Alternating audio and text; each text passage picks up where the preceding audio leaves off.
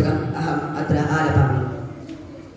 आस्तां तावतीयं प्रसूतिसमये दुर्वारशूलव्यत नैरुच्यं तनुशोषणं मलमयी शय्या च सांवत्सरी।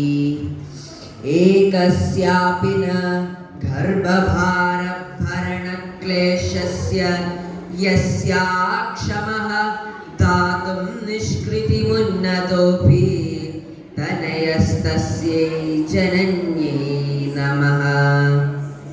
गुरुकुलमुपसृत्य स्वप्नकाले तु दृष्ट्वा यदि समुचितवेषं प्रारुदो मां त्वमुच्चैः।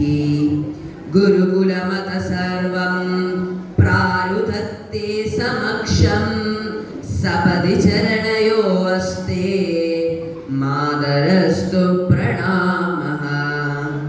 न दत्तं मादस्ते मरणसमये तोयमपि वा स्वधावानो दत्ता श्राद्धविधिना। न जप्त्वा मादस्ते मरणसमये तारकमनुरकाले सम्प्राप्ते मयि कुरु दयां माधुरतुलाम्।